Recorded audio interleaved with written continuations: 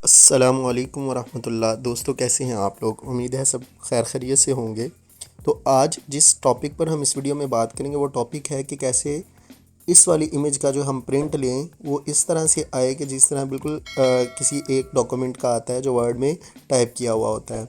अब आप देखेंगे कि ये फ़ोटो जो है वो मैंने मोबाइल से क्लिक की हुई है और आपको मोबाइल का शेडो भी इमेज के ऊपर नज़र आ रहा है।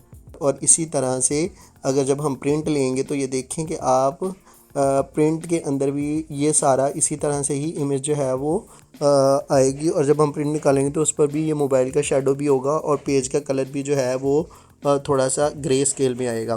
तो इस चीज़ को ख़त्म करने के लिए हम देखेंगे कि हम किस तरह से माइक्रोसॉफ्ट वर्ड के अंदर इस इमेज को बिल्कुल ऐसे प्रिंट करेंगे कि कहीं से भी ये ऐसे नहीं लगेगा कि ये कोई इमेज है जिसको हमने प्रिंट किया हुआ है, बल्कि ये ऐसे ही लगेगा जैसे एक डॉक फाइल जो होती है, टेक्स्ट फाइल जो होती है, उसका प्रिंट लिया हुआ है। तो उसके लिए माइक्रोसॉफ्ट वर्ड ओपन करने के बाद यहाँ से हम इंसर्ट में आके यहाँ से एक इमेज जो है वो सिलेक्ट कर लेंगे। तो मैं यहाँ से ये वाली इमेज सेलेक्ट करूँगा।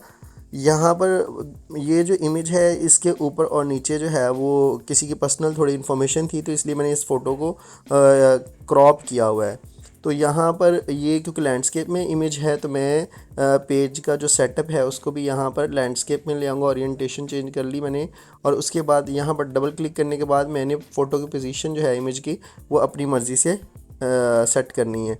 तो मैं इसको पूरे जो है डॉक्यूमेंट के ऊपर इमेज को जो है वो पूरी उसके ऊपर पेज के ऊपर सेट कर लूँगा। और यहाँ पर सेट करने के बाद इसको थोड़ा सा ड्रैग करूँगा और इसको पेज के साइज़ के मुताबिक सेट कर लूँगा। अच्छा, पेज के मुताबिक सेट करने के बाद यहाँ पर जो असल गेम होती है वो यहाँ पर आकर दो जगहों पर ही होती है। यानी हमने यहाँ पर सिर्फ़ और सिर्फ ज़्यादा जो इस्तेमाल होने वाले दो ऑप्शन हैं वो ये वाले हैं। एक तो ये कलर्स में अगर आप देखें तो यहाँ पर मुख्तलिफ़ किस्म के कलर मौजूद होते हैं। तो हमने यहाँ पर सिर्फ़ और सिर्फ ग्रे स्केल को चूज़ करना है अपनी इमेज को बेहतर करने के लिए और इमेज का बेहतरीन प्रिंट निकालने के लिए। तो यहाँ पर ग्रे स्केल को सिलेक्ट करने के बाद मैं यहाँ पर आऊँगा और यहाँ पर असल गेम होती है दोस्तों। तो यहाँ पर करेक्शंस में आने के बाद अब यहाँ पर आप टेक्स्ट को जो है वो ब्लर कर सकते हैं, टेक्स्ट को जो है वो शार्प कर सकते हैं। तो मैंने जो है ऊपर से उसका जो सबसे ज़्यादा हाईएस्ट कंट्रास्ट और वो वाला है ऑप्शन वो सिलेक्ट कर लिया है, शार्पनेस वाला। अब इसके बाद यहाँ पर मैं देखूँगा कि मुझे मेरी इमेज को यहाँ पर कौन सा ऑप्शन सूट करता है। तो आप अपनी इमेज के हिसाब से देखेंगे। खैर, मैंने यहाँ पर जो है वो ये वाला सिलेक्ट किया है, मुझे ये वाला बेहतर लग रहा है।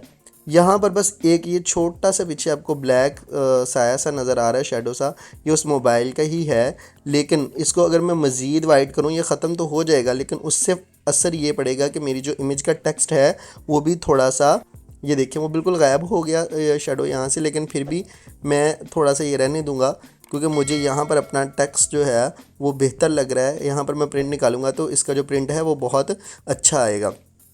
तो अब आप इस फ़ाइल को जो है वो प्रिंट कर सकते हैं। प्रिंट नहीं करना चाहते, मतलब प्रिंट लेना चाहते हैं प्रिंट ले लें, सेव करना चाहते हैं तो सेव कर लें। अच्छा, उसके बाद एक चीज़ और दोस्तों, मैं आप लोगों को यहाँ पर इस फ़ाइल को सेव करके, तो इस फ़ाइल का जो पहले वाली फ़ाइल थी उसका और इस फ़ाइल का दोनों का मुवाजना करके भी दिखा देता हूँ कि कितना ज़्यादा फ़र्क आ गया है।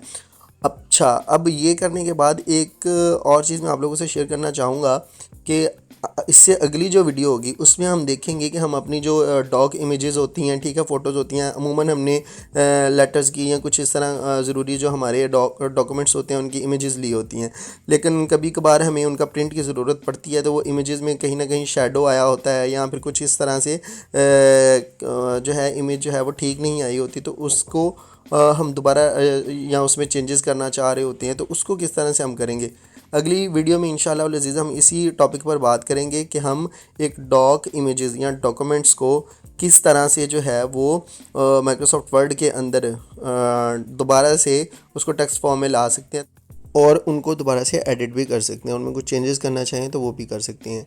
तो अब ये फ़ाइल मैंने सेव कर लिया है। सेव करने के बाद अब मैं ये दोनों फ़ाइलें आपको ओपन करके दिखाता हूँ कि इसमें जो है वो कितना फ़र्क है। ये जो हमने अभी फ़ाइल जो है वो एडिट की है वो है, और ये जो पहले वाली फ़ाइल है वो है। तो ये उसका रिज़ल्ट है, अब आपके सामने है और आप ख़ुद मुआजना कर सकती हैं कि कितना ज़्यादा जो है वो फ़र्क आ गया है।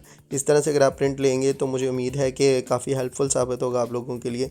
अगर ये वीडियो आपको पसंद आई है तो वीडियो को लाइक कीजिएगा, चैनल को सब्सक्राइब कीजिएगा और घंटी वाले बटन को भी टन से दबा दीजिएगा। बहुत शुक्रिया, जज़ाकल्लाह।